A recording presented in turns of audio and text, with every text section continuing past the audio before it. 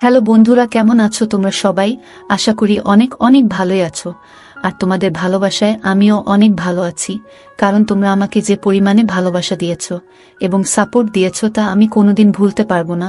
তাই তোমাদেরকে মজা দেওয়ার জন্য আবারও একটি নতুন গল্প নিয়ে হাজির হলাম। গল্পটি শোনার মতো, আশা করি তোমাদের দাঁড়িয়ে যাবে এবং তোমরা হাতের কাজ করতে সবাই হেডফোন নিয়ে বসে যাও। যদি আমার গল্প শুনে মজা পাও তাহলে অবশ্যই আমার চ্যানেলটি সাবস্ক্রাইব করবে। তো চলো বন্ধুরা, আমরা কথা না বাড়িয়ে আসল গল্পে চলে যাই। আমার স্বামীর বড় ভাইয়ের বউয়ের কোনো সন্তান ছিল না। তার স্বামীও এই পৃথিবী ছেড়ে চলে গেছিল। সে অনেক দুঃখী মানুষ ছিল, মাঝে মাঝেই জ্ঞান হারিয়ে যেত তার। আমার স্বামী তাকে ডাক্তারের কাছে নিয়ে যেত, আর ডাক্তারের কাছ থেকে ফিরে তার মন অনেক ভালো হয়ে যেত, আর তার হাতে অনেকগুলো ব্যাগও থাকত। একদিন সে জ্ঞান হারিয়ে পড়েছিল। আমি আমার স্বামীকে বলি যে আমিও তোমাদের সাথে ডাক্তারের কাছে যাব। এটা শুনে আমার স্বামীর বড় ভাইয়ের বউয়ের জ্ঞান ফিরে আসে। একদিন সে জ্ঞান হারিয়ে পড়েছিল, আর আমার স্বামী তাকে হাসপাতালে নিয়ে গেছিল। আমিও তাদের সাথে সাথে গিয়েছিলাম। আমি দেখি যে আমার স্বামী তাকে একটা ঘরে নিয়ে যায়, আর তারপরে আমার স্বামী তার বড় ভাইয়ের বউয়ের সাথে। আমার স্বামীর বড় ভাইয়ের বউয়ের আজ আবার জ্ঞান হারিয়ে পড়েছে। আমার স্বামী তাকে নিয়ে গাড়িতে বসিয়ে ডাক্তারের কাছে নিয়ে গেছে। দিদির শরীর মন কোনটাই ভালো নেই। কিছুদিন আগে আমার স্বামীর বড় ভাই এই পৃথিবী ছেড়ে চলে গেছে। তারপর থেকেই দিদি বারবার জ্ঞান হারিয়ে পড়ছে। আমার স্বামীর বড় ভাই আর তার বউয়ের মধ্যে অনেক ভালোবাসা ছিল, তাদেরকে আমি কখনো ঝগড়া করতে দেখিনি। আমার স্বামীর বড় ভাইয়ের হঠাৎ করে হার্ট ফেল হয়ে যাওয়ার কারণে ওনার মৃত্যু হয়। ওনার মৃত্যুর পরে দিদি 4 দিন ধরে কিছু খায়নি।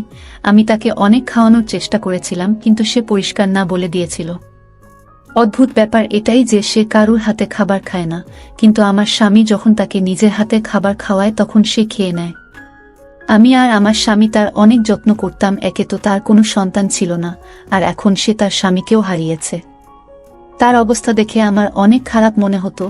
আমার স্বামীর বড় ভাই এই পৃথিবী ছেড়ে চলে যাওয়ার পর থেকে সে রোজ জ্ঞান হারিয়ে পড়ত, আর আমার স্বামী তাকে হাসপাতালে নিয়ে যেত। সে আমার কাছে একটা বড় সমস্যা হয়ে উঠেছিল। সে কোনো কাজে হাত দিত না। বাড়ির সব কাজ আমাকে একা করতে হতো। তার উপর আমার 2টা ছোট ছোট সন্তান ছিল, তাদেরকেও আমাকে দেখতে হতো। আমি সারাদিন কাজে ব্যস্ত থাকতাম। আমার স্বামীর বড় ভাইয়ের বউ ভালো ঘরের মেয়ে ছিল। তার বাবার বাড়ির অনেক টাকা পয়সা ছিল, কিন্তু সে একবারও তার বাবার বাড়িতে যায়নি। সে বলে আমি সারা জীবন এখানেই থাকব। দিদির বয়সও কম ছিল, ও চাইলে আবার বিয়ে করতে পারত, কিন্তু ও বলে যে ও সারা জীবন আমার স্বামীর বড় ভাইয়ের বিধবা বউ হয়েই পার করবে। প্রথম প্রথম আমার মনে হতো যে তার এখন মনের অবস্থা ভালো নয়। সময়ের সাথে সাথে সে ঠিক হয়ে যাবে, কিন্তু এখন কয়েক মাস পার হয়ে গেছে, কিন্তু দিদি একই রকম হয়ে গেছে। আজকাল আমার তার হাবভাব একটু অস্বাভাবিক মনে হয়। সে সারাদিন ঘরে বসে থাকত। আমি তার জন্য ঘরে খাবার নিয়ে যেতাম। গ্রামের মহিলারা তার সাথে দেখা করতে এলে সে ঘর থেকে বের হতো না, বলতো সে কারুর সাথে দেখা করতে চায় না। সারাদিন সে ঠিক থাকতো, কিন্তু যেই আমার স্বামী বাড়িতে ফিরত সে ঘর থেকে বেরিয়ে আসতো, আর আমার স্বামীকে ধরে কাঁদতে শুরু করত। সে কাঁদতে কাঁদতে বলতো, তোমার দাদা কেন আমাকে একা রেখে চলে গেল? আমি এখন সারা জীবন কিভাবে পার করব? আমি ভাবতাম যে ও সারাদিন একটু কান্নাকাটি করত না, কিন্তু আমার স্বামীকে দেখেই তার কান্না পেয়ে যেত। এটা দেখে আমার অনেক রাগ হতো। তার যদি এতই কষ্ট হয় তাহলে সে আমাকে ধরে কাঁদতে পারত, নিজেকে হালকা করতে পারত, কিন্তু তা না করে সে আমার স্বামীর ফেরার অপেক্ষায় বসে থাকত। আমার স্বামী সারাদিন কাজ করে অনেক ক্লান্ত হয়ে বাড়িতে ফিরত, আর দিদি তাকে একটু বিশ্রামও করতেও দিত না। সে বাড়িতে ফিরতে না ফিরতেই দিদি তার কাছে গিয়ে কাঁদতে শুরু করত, আর তারপর জ্ঞান হারিয়ে পড়ত। আমার স্বামী তাকে নিয়ে ডাক্তারের কাছে নিয়ে যেত, আর ডাক্তারের কাছ থেকে ফিরে এলে দিদি একদম ঠিক হয়ে যেত। সে চুপচাপ নিজের ঘরে চলে যেত। আমি আমার স্বামীকে কোনো কাজ করতে বললে সে পরিষ্কার না বলে দিত, বলতো যে আমি এখন অনেক ক্লান্ত, তোমার বোঝা উচিত, এখন সব দায়িত্ব আমার উপরে এসে পড়েছে। আমি চুপ হয়ে যেতাম, কিন্তু তার বৌদি তাকে কিছু বললে সে কখনো না বলতো না। দিদির বয়স কম ছিল, আমার স্বামীরও বেশি বয়স ছিল না। আমার স্বামীর বড় ভাই আমার স্বামীর থেকে 6 বছরের বড় ছিলেন। আমার স্বামীর বড় ভাই বিয়ের পরে আমার শাশুড়ি মা এই পৃথিবী ছেড়ে চলে যান, আর আমার শ্বশুরমশাই আগেই এই পৃথিবী ছেড়ে চলে গিয়েছিলেন। বাড়িতে শুধু 2 ভাই থাকত। আমার স্বামীর বড় ভাইয়ের বউ আমাকে পছন্দ করে বাড়িতে এনেছিল। আমার স্বামীর বড় ভাইয়ের বউ অনেক সুন্দর দেখতে ছিল, আমার স্বামী অনেক হ্যান্ডসাম ছিল। আমি দেখতে সাধারণ ছিলাম, আমার স্বামীর বড় ভাইও সাধারণ দেখতে ছিলেন, কিন্তু অনেক নম্র ভদ্র স্বভাবের ছিলেন। এমনটা কখনো হয়নি যে আমার বড় দিদি তার কাছে কিছু চেয়েছে আর তিনি সেটা দেননি। আমার স্বামী আমার উপর সবসময় রেগে থাকত। বিয়ের প্রথম রাতেও আমার স্বামী আমার উপরে বিরক্ত হয়েছিল, সে কখনো আমার সাথে ভালোভাবে কথা বলতো না। আমার 2টা সন্তান ছিল, কিন্তু আমার বড় দিদির কোনো সন্তান ছিল না। তাও আমি কোনোদিন দেখিনি তাকে আমার সন্তানদেরকে আদর করতে। তার নিজের কোনো সন্তান নেই, সে আমার সন্তানদেরকে কোলে নিয়ে নিজের সন্তানের শখ মেটাতে পারত, কিন্তু সে সারাদিন নিজেকে নিয়েই ব্যস্ত থাকত। বাড়ির সব কাজকর্মের দায়িত্ব সে আমার উপর ছেড়ে দিয়েছিল। নিজে কখনো জিমে গিয়ে নিজের শরীরটা বাড়াতো, আবার কখনো পার্লারে গিয়ে নিজেকে আরো সুন্দর করে তোলার চেষ্টা করত। আমার স্বামী আমার থেকে দূরে দূরে থাকত। আমি রাতেই সাজার সময় পেতাম, কারণ আমার বড় দিদি সারাদিন আমাকে রান্নাঘরে ব্যস্ত রাখত। কিন্তু আরহান বলতো, রাতে সেজে কি লাভ? আমি যখন বাড়িতে আসি তখন তুমি ঘেমে ঘুমের মধ্যে থাকো। তুমি এমন ভাবে থাকো যে তোমার দিকে তাকাতে ইচ্ছে করে না। আমি বাড়ি ফেরার আগেই তুমি সব কাজ সেরে তৈরি হয়ে থাকবে। বৌদিকে দেখো কেমন, দাদা বাড়ি ফেরার আগেই সেজে তৈরি হয়ে থাকে, তাকে দেখতে কত ভালো দেখায়। আমি মাঝে মাঝে আরহানের ব্যবহার ঠিক বুঝতে পারতাম না। সমস্যা এটাই যে আমি অনেক সরল আর নরম স্বভাবের মেয়ে ছিলাম। আমি বেশি চালাকি করতে পারতাম না।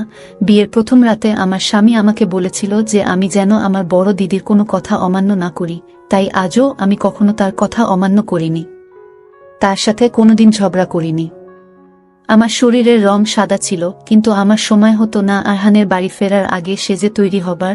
একদিন আমি চেষ্টা করেছিলাম রান্নাঘরের সব কাজ তাড়াতাড়ি সেরে তৈরি হতে, কিন্তু যেই আমি ঘরে যাচ্ছিলাম অমনি আমার বড় দিদি সেজে তার ঘর থেকে বেরিয়ে আসে। এসে বলে, সিজা তুমি তো আরহানের জন্য স্যালাড বানাওনি। তুমি জানো না ও স্যালাড কত ভালোবাসে। কি রকম বো তুমি? তোমার স্বামীর পছন্দ অপছন্দের ব্যাপারে তুমি কিছুই জানো না। আমাকে দেখো, জামালের সাথে সাথে আমি আরহানেরও পছন্দের খেয়াল রাখি। আমি রান্নাঘরে গিয়ে স্যালাড বানাতে শুরু করি। যখন আরহান বাড়িতে আসে তখন দিদি গিয়ে হাসতে হাসতে দরজা খুলে তাকে সালাম করে। আরহানও হেসে সালাম করে আর বলে, বৌদি আজ তোমাকে অনেক সুন্দর দেখাচ্ছে। তুমি তোমার বোনকেও একটু সাজা শিখিয়ে দিও তো। যখনই আমি বাড়িতে ফিরে আসি তখনই সে রান্নাঘরে ব্যস্ত থাকে। তার কাছে গেলেই আদা রসুন আর হলুদের গন্ধ আমার নাকে পায়, আর আমার মনটাই খারাপ হয়ে যায়। দিদি ফিক ফিক করে হাসতে শুরু করে আর বলে, আরহান তোমার বউ অনেক সুন্দর, সারাদিনেও তার বাড়ির কাজ শেষ হয় না। আমাকে দেখো, তোমার দাদার ফেরার আগেই সব কাজ সেরে কেমন তৈরি হয়ে যায়। কিন্তু দিদি এই হাসি খুশি চেহারা শুধু আরহানকেই দেখাতো। যখন আমার স্বামীর বড় ভাই বাড়িতে ফিরত তখন দিদি আরহানের সাথে গল্প করতে ব্যস্ত থাকত। বাইরে কলিং বেল বাজলে দিদি আমাকে বলতো, সিজা যাও, দরজাটা খুলে দাও, তোমার দাদা এসেছে। আমি স্যালাড আর রুটি বানিয়ে রান্নাঘর থেকে বেরিয়ে দরজাটা খুলতাম আর আমার স্বামীর বড় ভাইকে সালাম করতাম। তারপরে আমি নিজের ঘরে চলে যেতাম। যখন গোসল শেষ করে তাড়াতাড়ি নিচে আসতাম, তার আগেই দিদি সবাইকে খাবার দিত। মাঝে মাঝে এমনও হতো যে দিদি আর আরহান খেয়ে নিত। আমার স্বামীর বড় ভাই কাজ থেকে ফিরে ফ্রেশ হয়ে যখন খেতে আসতো তখন ওরা দুইজনে বসে টিভি দেখত আর দাদার খাবারটা টেবিলে ঢাকা দিয়ে রাখা থাকত। দাদা এইসব ব্যাপারে কিছু মনে করত না, দাদা চুপচাপ বসে খেয়ে নিত। আমি যখন খাবার পরে ফ্রি হতাম তখন দিদি বলতো, এইবার তুমি রান্নাঘরটা সামলাও, আমি অনেক ক্লান্ত হয়ে গেছি। আমি সব বাসনপত্র তুলে সেগুলোকে পরিষ্কার করতে যেতাম আর ভাবতাম যে এর আগেও তো আমি রান্নাঘর সামলেছি, সব রান্নাবান্না আমি করেছি, দিদি তো কিছুই করেনি, সে সারাদিন রূপচর্চায় ব্যস্ত থাকত। বিয়ের 4 মাস পরে আমি মা হতে চলেছিলাম, তখন আরহানও আমার সাথে ভালো ব্যবহার করতে শুরু করেছিল। আমার যখন একটা ছেলে হয় তখন আরহানের সাথে সাথে আমার স্বামীর বড় ভাইও অনেক খুশি হয়েছিলেন। আমার স্বামী সন্তানের অনেক শখ ছিল, তিনি রোজ কাজ থেকে ফিরে আমার ছেলেকে আদর করতেন। কিন্তু আমার বড় দিদি ঠিক তার উল্টো ছিল, সে কোনোদিন আমার ছেলেকে নেয়নি। সে মুখেই বলতো যে সে সন্তান চায়, কিন্তু তার ভিতরে আমি কখনো মায়ের মমতা দেখতে পাইনি। আমার বড় ছেলের যখন 4 মাস বয়স ছিল তখন আমি আবার মা হতে চলি। আমি ভেবেছিলাম আমার শরীরের অবস্থা দেখে আমার বড় দিদির আমার উপরে দয়া হবে, কিন্তু তার কোনো লক্ষণ দেখলাম না। এত ছোট সন্তানকে ছেড়ে আমাকে রান্নাঘরের সব কাজ একা হাতে করতে হতো। আমি যখন আরহানকে বলতে যাই যে দিদি একদম আমাকে সাহায্য করে না, তখন সে অনেক রেগে যায় আর বলে, তুমি এখন নালিশ করা শুরু করে দাও, যাতে আমাদের সংসার নষ্ট হতে থাকে। বৌদিও তো এই বাড়িতে থাকে, সে কখনো তোমার নামে নালিশ করেছে? করেনি, কারণ সে ঘর গড়তে জানে, তোমার মতন ঘর নষ্ট করে না। খবরদার, যদি তুমি আর কোনোদিন বৌদির নামে নালিশ করেছ, তাহলে আমার থেকে খারাপ আর কেউ হবে না। একটু বেশি কাজ করতে বলা হয়েছে বলে তুমি আমার মাথায় চড়ে বসেছ। আরহান আমার কোনো কথাই বুঝতে চায় না। আমি ভাবি, দিদি সারাদিন করে টাকি, রান্নাবান্না করার সব দায়িত্ব সে আমার উপরে ছেড়ে দিয়েছে। পোশাক পরিষ্কার করা আর ঘর পরিষ্কার করার কাজটা সে করত। তাছাড়া আর কি কাজ ছিল তার? আর কোনো কাজ বাকিও ছিল না। দুইটা ছোট সন্তান নিয়ে রান্নাবান্না করতে আমার অনেক সমস্যা হতো। মাঝে মাঝে এমন হতো যে সন্তান আর বাড়ির সব কাজ সামলাতে গিয়ে আমি আরহানকে একদম সময় দিতে পারতাম না। সারাদিন কাজ করে আমি অনেক ক্লান্ত থাকতাম। রাতে বিছানায় শুয়েই আমি ঘুমিয়ে পড়তাম। আরহান আমাকে এই ব্যাপারে আর কিছু বলতো না, সে বলা ছেড়ে দিয়েছিল। আমি ভেবেছিলাম যে সে হয়তো আমার অবস্থাটা বুঝতে পারছে, কিন্তু আসলে ব্যাপারটা একেবারেই তা নয়। 4 মাস আগের কথা। তখন আমার স্বামীর বড় ভাই অনেক চুপচাপ হয়ে গেছিল। তিনি অনেক বেশি গোলডিপ খাচ্ছিলেন। তিনি আগেও গোলডিপ খেতেন, কিন্তু মাঝে মাঝে। এখন আমি ওনাকে সব সময় গোলডিপ খেতে দেখি। আমার স্বামীর বড় ভাইয়ের বউ সেই একই রকম ছিল। সারাদিন নিজের শরীরের খেয়াল রাখত আর সাজ করত। সে অনেক উদাসীন ছিল, শুধু নিজেকেই ভালোবাসত। আমার ছেলেরা যমজ সন্তানের মতন ছিল, একজন অসুস্থ হলে আর একজন অসুস্থ হয়ে পড়ত। একজনের ক্ষুধা পেলে অন্যজনেরও ক্ষুধা পেয়ে যেত। রাতে প্রায়ই আমাকে তাদের জন্য খাবার বানাতে রান্নাঘরে যেতে হতো। আর তখন আমি দেখতাম যে আমার স্বামীর বড় ভাই বসে বসে গোলডিপ খাচ্ছেন। তিনি সারা রাত গোলডিপ খেয়ে পার করতেন আর নিজের চিন্তায় মন দিতেন। আমার রান্নাঘরে যাওয়া আসা কোনো কিছুই উনার চোখে পড়ত না। তিনি নিজের মনে কিছু একটা ভাবতে ব্যস্ত থাকতেন। আমি ঘরে গিয়ে দেখি আমার 2টা সন্তান কাঁদছে। আরহানের তাদের কান্নার আওয়াজে ঘুম ভেঙে গেছে আর সে অনেক রেগে গেছে। আমি তাদেরকে খাবার খাওয়াই আর তারা চুপ হয়ে যায়। আমি আরহানকে বলি, জামাল ভাই আজকাল অনেক চুপচাপ হয়ে গেছে, গোলডিপ অনেক বেশি খাচ্ছে, উনার কি কিছু হয়েছে? আরহান তখন ঘুমের ঘরে ছিল। সে বলে, অফিসের কোনো টেনশন হবে, ও ঠিক হয়ে যাবে। এই বলে ও পাশ ফিরে শুয়ে পড়ে। সেই কারণটা আমরা আর কেউ জানতে পারলাম না। তার আগেই জামাল ভাই এই পৃথিবী ছেড়ে চলে গেলেন। আর আজকাল আমার বড় দিদি একটা নতুন নাটক শুরু করেছে। যেই আরহান অফিস থেকে বাড়িতে ফিরত, সে ঘর থেকে বেরিয়ে তাকে ধরে কাঁদতে শুরু করত আর তারপরে জ্ঞান হারিয়ে পড়ত। আরহান তাকে ধরে ডাক্তারের কাছে নিয়ে যেত। একদিন আমি দেখি দিদি একটা ভালো স্যুট পরে সুন্দর করে মেকআপ করে ঘর থেকে বেরিয়ে এসে আরহানকে বলে, তোমার দাদা আমাকে এইভাবে দেখতে অনেক পছন্দ করত। সে বলতো আমি যেন সব সময় এইভাবে সেজে থাকি। আরহান বলে, তুমি এখনো এইভাবেই সাজবে, দাদা নেই তো কি হয়েছে, দাদা নিশ্চয়ই উপর থেকে তোমাকে দেখছে। তারপর থেকে সে রোজ সাজতে শুরু করে। সে আজকাল ঘন্টার পর ঘন্টা আরহানের সাথে বসে গল্প করে। আমি আর এইসব দেখতে পারছিলাম না। প্রত্যেক 2-3 দিন পর পরই সে জ্ঞান হারিয়ে পড়ার নাটক করে আর আরহানের সাথে ডাক্তারের কাছে যায়। একদিন আমি দেখি সে যখন ডাক্তারের কাছ থেকে ফেরে, তার হাতে শপিং ব্যাগ। আরহান বলে, বৌদির মন ভালো করার জন্য আমি তাকে শপিংয়ে নিয়ে গেছিলাম, যাতে তার মনে না হয় যে দাদা নেই, তাই তার শখ মেটানোর জন্য আর কেউ নেই। তারপর একদিন আমি যা দেখি সেটা দেখে আমার ধৈর্যের বাঁধ ভেঙে যায়। একদিন রাতে সন্তানের কান্নার আওয়াজে আমার ঘুম ভেঙে যায়। আমি দেখি আরহান ঘরে নেই। আমি যখন খাবার বানানোর জন্য রান্নাঘরে যাচ্ছিলাম, তখন আমি দিদির ঘর থেকে হাসির শব্দ শুনতে পাই। আমি আস্তে আস্তে দিদির ঘরের দিকে যাই। ঘরের দরজাটা বন্ধ ছিল, কিন্তু জানলাটা খোলা ছিল। আমি জানলা দিয়ে যা দেখলাম সেটা দেখে আমার পায়ের তলা থেকে মাটি সরে গেল। আমি ঘরে এসে কাঁদতে থাকলাম। সন্তানদেরকে খাইয়ে তাদেরকে ঘুম পাড়িয়ে দিলাম। কিছুক্ষণ পরে আরহান হাসতে হাসতে ঘরে আসে। আমাকে দেখে জিজ্ঞেস করে, তুমি এখনো জেগে আছো? আমি বলি, তুমি কোথায় ছিলে? আরহান বলে, দাদা এই পৃথিবী ছেড়ে চলে যাওয়ার পর থেকে বৌদি অনেক ভেঙে পড়েছে। আমি যখন পানি খেতে গিয়েছিলাম, তখন তার ঘর থেকে কান্নার আওয়াজ শুনতে পাচ্ছিলাম। আমি তার ঘরে তাকে সান্ত্বনা দিতে গিয়েছিলাম। আমি তার দিকে তাকিয়ে বলি, তোমাদের এখানে বৌদিদের কি ধরে সান্ত্বনা দিতে হয়? আরহান আমার দিকে রেগে তাকায় আর বলে, তুমি আমাদের লুকিয়ে লুকিয়ে দেখছিলে? সে আমার বৌদি হয়, আমার দাদার স্ত্রী, আমি তার ছোট ভাইয়ের মতো। আমি তাকে ছোট ভাই হিসেবে সান্ত্বনা দিচ্ছিলাম। তবে তুমি যদি আমাকে এইভাবে সন্দেহ করো, তাহলে একদিন আমি তাকে বিয়ে করে নেব।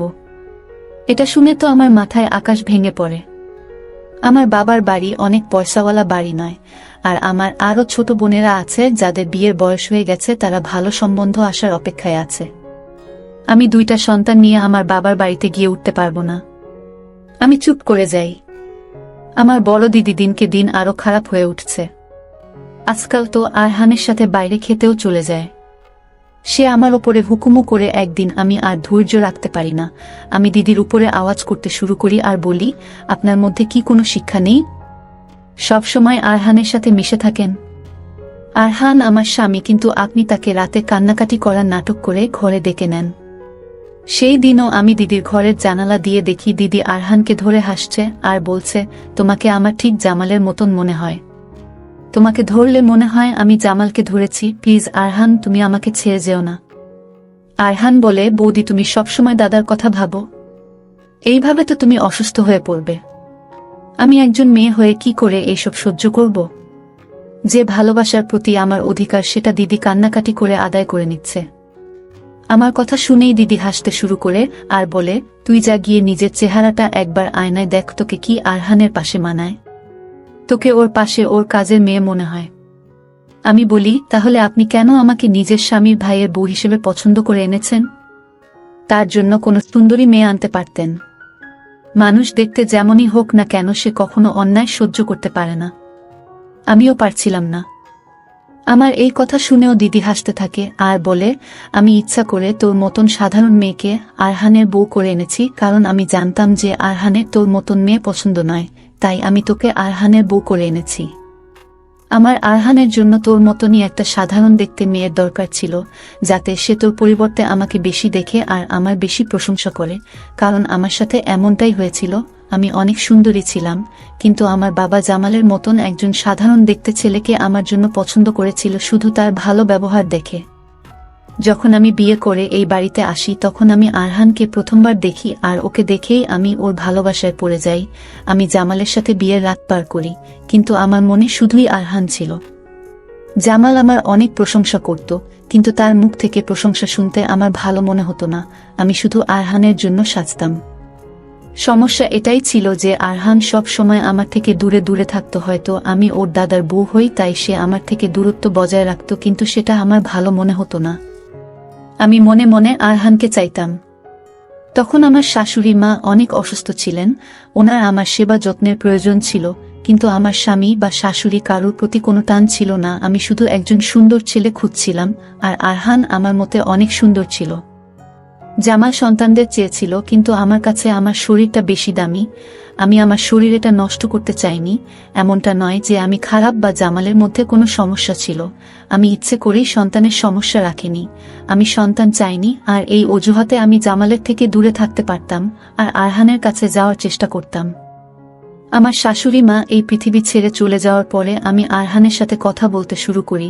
জামালের এটাই মনে হয়েছিল যে আমি হয়তো তার ভাইয়ের খেয়াল রাখছি, ওকে ওর মায়ের অভাব বুঝতে দিচ্ছি না। আরহান যখন অফিস থেকে ফিরত, তখন আমি সেজে ওর সামনে গিয়ে দাঁড়াতাম আর তাকে জিজ্ঞেস করতাম যে আমাকে কেমন মনে হচ্ছে, কারণ আমি চাইতাম যে ও আমার দিকে তাকাক আর আমার প্রশংসা করুক। ওর মুখ থেকে প্রশংসা শুনে আমার মন ভরে যেত। আরহানের বউ যদি আমার থেকে বেশি সুন্দরী হতো, তাহলে আরহান তার প্রশংসা করতে ব্যস্ত হয়ে পড়ত। আমি সেটা কি করে সহ্য করতাম? বিয়ের প্রথম দিন আরহান আমাকে বলেছিল, বৌদি তুমি কেন এমন একটা মেয়েকে আমার জন্য পছন্দ করে আনলে? তুমি তোমার মতন কাউকে আমার জন্য আনতে পারতে। এটা শুনে আমার মন আনন্দে ভরে উঠেছিল। আমি ইচ্ছা করে তোকে সারাদিন রান্নাঘরে ব্যস্ত রাখতাম, যাতে তুই কোনো মতেই আরহানের মন জয় করতে না পারিস। এইভাবে ভালোই দিন পার হচ্ছিল, কিন্তু একদিন জামালের আমার উপরে সন্দেহ হয়। সে বুঝতে পারে যে আমি আরহানকে ভালোবাসি। সে আমাকে সেটা জিজ্ঞেস করতে আমি নিজের মুখে সেটা স্বীকারও করে ফেলি। আমি জামালকে এটাও বলে ফেলি যে আমি তাকে ভালোবাসি না, আমি তার সাথে বাধ্য হয়ে সংসার করছি। এটা শোনার পর থেকে জামাল আর আমার সাথে এক ঘরে ঘুমাতো না। সে সারা রাত বাহিরে বসে থাকত। এই কথাটা হয়তো সে সহ্য করতে পারেনি, তাই সে তাড়াতাড়ি এই পৃথিবী ছেড়ে চলে গেছে। এখন আমার মন প্রাণ শুধুই আরহান। ওই দিনটা খুব তাড়াতাড়ি আসতে চলেছে, যেই দিন আরহান তোকে বাড়ি থেকে বের করে দেবে আর আমাকে বিয়ে করবে। আমি অবাক হয়ে আমার বড় দিদির খারাপ কথাগুলো শুনছিলাম। তখনই আমার চোখ পড়ে যে বাইরের দরজাটা খোলা। সেটা দিয়ে আরহান বাড়িতে ঢোকে আর এসে তার বৌদির শরীরে একটা মারে আর বলে, আমি তোমাকে আমার বড় দিদির মতন দেখতাম আর তুমি আমাকে এইভাবে ঠকালে। আমি যদি তোমার এই খারাপ মানসিকতার কথা আগে জানতাম তাহলে কোনোদিন তোমার সাথে কথা বলতাম না। তুমি আমার দাদাকে মৃত্যুর মুখে পৌঁছে দিয়েছ। তুমি এক্ষুনি এই বাড়ি থেকে বেরিয়ে যাও, না হলে আমি তোমাকে প্রাণে শেষ করে দিব। আরহানের রাগ দেখে মনে হচ্ছিল যে সে তার বৌদির সব কথা শুনে ফেলেছে। আমি সৃষ্টিকর্তাকে ধন্যবাদ জানালাম যে আরহান সবটা জেনে গেছে। আমার কথা তো সে কখনোই বিশ্বাস করত না। ভালো হয়েছে ও নিজের কানেই সবটা শুনেছে। দিদি বাড়ি থেকে বেরিয়ে যায়। আরহান আমার সামনে মাথা নিচু করে বলে, আমাকে তুমি ক্ষমা করে দাও, আমি তোমার সাথে অন্যায় করেছি। নিজের সৌন্দর্যের উপর গর্ব করা ভালো, কিন্তু জীবনে অনেক কিছু পছন্দ না হলেও সেটাকে মেনে নিতে হয়। সৃষ্টিকর্তা আমাদের জন্য যাকে বেঁচেছে তাকে আমাদের গ্রহণ করা উচিত। বন্ধুরা, আজকের ভিডিওটা এখানেই শেষ করলাম। অনেক কষ্ট করে ভিডিওটি আপনাদের জন্য বানিয়েছি। যদি ভিডিওটি আপনাদের ভালো লেগে থাকে তাহলে একটা লাইক করবেন এবং চ্যানেলটি অবশ্যই সাবস্ক্রাইব করবেন। এই আশা ব্যক্ত রেখে আপনাদের কাছ থেকে বিদায় নিচ্ছি আমি। দেখা হবে আগামীকালের নতুন কোনো ভিডিওতে। সে পর্যন্ত সবাই ভালো থাকুন, সুস্থ থাকুন। ধন্যবাদ।